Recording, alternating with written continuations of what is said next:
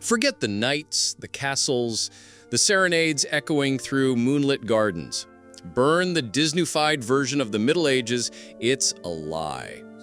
Prepare for a history lesson forged in the smithy of twisted desires, a romance built on suffering and control. You think you know love? Medieval love would make your therapists reach for the industrial-strength sedatives. No flowery intro, no historical context. Beyond this stark truth, they had a fundamentally broken concept of romance, and echoes of it haunt us still. Imagine a world where stalking is a virtue, where marrying a preteen is a sound investment, and where enjoying sex with your spouse guarantees a swift trip to hell, or at least a lengthy penance. This isn't hyperbole, it's the reality of medieval love, a system so profoundly warped that modern dating apps, with all their swiping and ghosting, appear positively utopian. The problem? It didn't stay there. How did they manage to create such a monstrosity? It begins with courtly love, a philosophical invention so perverse it makes masochism look like the day at the beach. Picture this: Sir Reginald, a knight of questionable hygiene but impeccable breeding, becomes utterly consumed by Lady Annalise, a woman already shackled to a lord old enough to be his grandfather. Does Reginald pursue other options, perhaps a nice widow with a profitable sheep farm? Absolutely not. Instead, he dedicates his entire existence to worshiping Annalise from afar. He composes excruciatingly verbose poems about his torment, participates in brutal tourneys in her honor, mostly to get her attention, really, and generally spends years, sometimes decades, yearning for someone he knows he can never possess. And here's the kicker: this is the ideal. This agonizing, self-inflicted torment is the pinnacle of romance. The troubadours, the medieval rock stars of unrequited love, elevated this torment to an art form. They genuinely believed that true love demanded pain, rejection, and an unquenchable thirst for the unattainable. Getting the girl, that was for the peasants, the swineherds, the people who actually lived. Aristocratic love meant cultivating an elaborate theater of emotional self-destruction and calling it noble. The rules of this twisted game were as absurd as they were rigid. A true lover had to suffer sleepless nights, a loss of appetite, which, considering medieval cuisine, might have been a blessing, and a general descent into madness. Should his beloved grant him a fleeting moment of kindness, his torment was to increase, fueled by the agonizing hope that was inevitably dashed. Should she ignore him completely? All the better. It was irrefutable proof of her virtue and his undying devotion. It was, in essence, a medieval guide to developing crippling anxiety. And the women? They were equally trapped in this elaborate charade. They were expected to maintain an icy distance, a perpetual state of aloofness to demonstrate their own worthiness. Displaying genuine affection would instantly brand them as cheap, common, available. The pressure to remain unattainable, to actively reject genuine connection, was immense. So everyone involved was essentially compelled to be miserable, to perform their assigned roles in this elaborate drama of suffering, all in the name of maintaining their social standing. It wasn't merely poetry, it was a lifestyle. Nobles genuinely lived this way, transforming love into a protracted performance of sophisticated suffering that could span entire lifetimes. A chilling testament to how profoundly warped their values had become. This wasn't a glitch, it was a feature. Imagine a culture where genuine happiness is suspect, where demonstrative affection is considered vulgar, where the ultimate expression of love is to dedicate your life to a person you can never have. You begin to see the cracks, the fault lines in the very foundation of their understanding of love. A foundation that, disturbingly, still support some of our own modern misconceptions. What seems unbelievable is very often truth, but made of lies to be palatable. Rethinking the medieval wedding, a far cry from romance. Let's set aside the romanticized image of medieval weddings, glowing brides, heartfelt vows, and love conquering all. The reality, for the vast majority, was starkly different. In medieval Europe, marriage was less about love and more about land, lineage, and leverage. It was, in essence, a contractual alliance, negotiated by families, sealed with property, and driven by political or economic gain. It was a remarkably pragmatic process. Parents, particularly among the nobility, arranged marriages for their children at astonishingly young ages, sometimes as early as 7. These weren't just symbolic promises, they were legally binding agreements, often reinforced by steep financial penalties if broken. Emotional connection or personal compatibility rarely entered the equation. The central concern: how many acres, titles, or troops does this union secure? Women in particular were woven into this system as instruments of alliance. The dowry system turned them into economic assets. Negotiations unfolded much like business transactions, with families bargaining over property, inheritance rights, and social status. Marriage contracts read less like declarations of love and more like detailed merger agreements, complete with contingency clauses. Young brides especially faced an uncertain and often isolating path. After marriage, many were sent far from their homes to live among unfamiliar households, cultures, and sometimes even languages. Their primary role: to ensure dynastic continuity, particularly through the birth of male heirs. Personal desires and emotional well-being were rarely prioritized.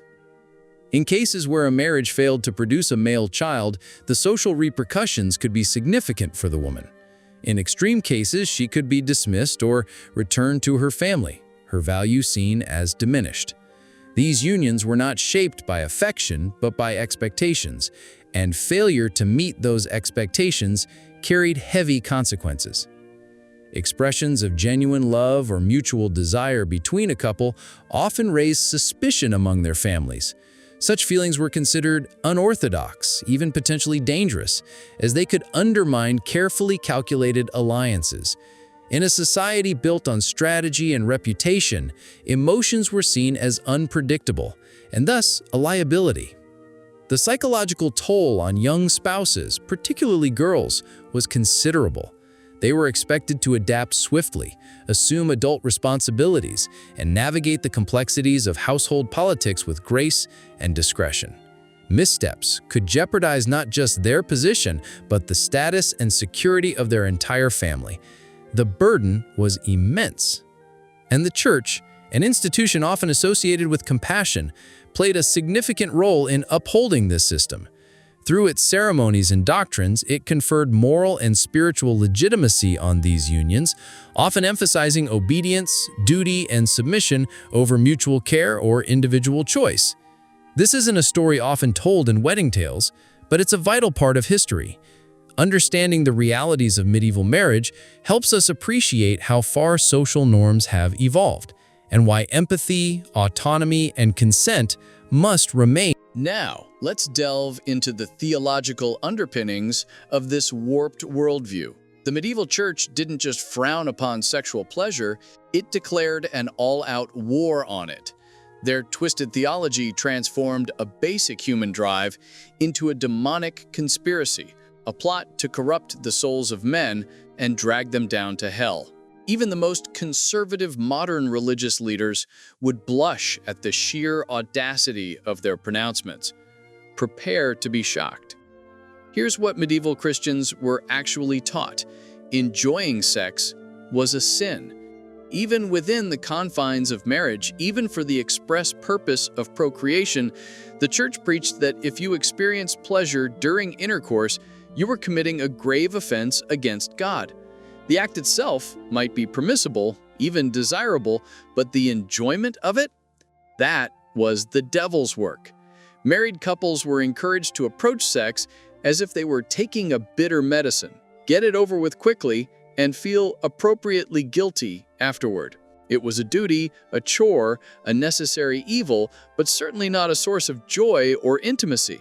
And the church didn't stop there. They created an elaborate calendar of sexual abstinence, dictating precisely when married couples were forbidden from engaging in any form of sexual activity. No sex on Sundays, religious holidays, during Lent, during Advent, during a wife's menstrual period, during pregnancy, while breastfeeding, on Wednesdays, on Fridays, and on Saturdays. Do the math. That left approximately 40 days per year when sex was technically allowed. And even then, it was to be approached with a sense of solemn duty, devoid of any earthly pleasure. But it gets worse. Medieval theologians taught that sexual desire itself was literally Satan working through your body, a demonic force seeking to corrupt your soul. They believed that before the fall of Adam and Eve, humans reproduced without any physical pleasure or desire, like plants pollinating in the wind. The fact that sex felt good was proof that humanity had been corrupted by evil. And as always, women bore the brunt of this twisted theology. The church thought that women were inherently more lustful, more susceptible to temptation, and therefore more dangerous to men's souls. Female sexuality was portrayed as a trap set by the devil to ensnare righteous men and drag them down to damnation. This created a culture where women were simultaneously blamed for men's desires and punished for having their own. Marriage, therefore, wasn't a celebration of love or companionship, it was a damage control system, designed to contain the inherent evil of human sexuality within socially acceptable boundaries. The church actively promoted celibacy as morally superior to marriage, and marriage itself was considered only marginally better than burning in hell for fornication. The ultimate goal was to transcend the flesh, to deny the body its desires, and to focus solely on the salvation of the soul. The medieval church turned the most basic human drive into a weapon, a source of constant guilt, shame, and psychological torment. This constant battle against their own bodies, against their own desires, shaped their entire worldview. It's difficult for us, living in a society that, at least superficially, celebrates sexuality, to fully grasp the profound impact this had on medieval society. Consider violence as a romantic gesture? Medieval men didn't just court women, they conquered them, and society applauded, as if watching the world's most brutal reality dating show. What we'd call restraining order material today was considered the pinnacle of romance in the Middle Ages. Medieval literature is rife with tales of knights who literally kidnapped the women they fancied. And this wasn't portrayed as a heinous crime, it was presented as a romantic adventure, a daring act of devotion. The medieval logic was disturbingly simple. If a man desired a woman so intensely that he was willing to risk life and limb to snatch her, that proved his love was genuine. Her opinion on the matter was about as relevant as a vegetarian option at a medieval feast. Tournaments weren't sporting events. They were elaborate violence pageants, meticulously designed to make women swoon. Knights would pummel each other into medieval meatloaf while ladies cheered from the stands, like it was The Bachelor meets Gladiator. The bloodier the spectacle, the more romantic it supposedly became. Modern UFC fights look like gentle yoga compared to medieval tournaments, where "till death do us part" was more of a scheduling suggestion than a wedding vow. The philosophy of proving your love through violence extended far beyond tournaments. Men were expected to fight duels, start wars, and commit various acts of brutality to demonstrate their romantic devotion. If you weren't willing to commit at least light genocide for your beloved, you obviously weren't serious about the relationship. And here's where it gets truly unhinged. Women were conditioned to find this attractive. Medieval literature relentlessly pushed the narrative that violent, aggressive, dominant men were premium dating material, while gentle, peaceful guys were portrayed as about as sexually appealing as medieval dental hygiene. The implication was clear. Real men conquer, they don't compromise. the infamous droit du seigneur, the right of the first night, where feudal lords claimed the privilege of deflowering any newly married woman in their territory, wasn't just a blatant power move. It was packaged as the ultimate romantic test. Would the husband fight to the death to protect his bride's honor? If not, clearly he wasn't husband material. Nothing says happily ever after like potentially dying on your wedding night. Medieval romance essentially taught that love and violence were synonyms. The more brutally you could dominate others in your beloved's name, the more romantic you were considered.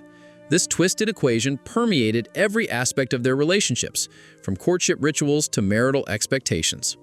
Finally, medieval people were obsessed with tragic love stories. And here's the twisted part.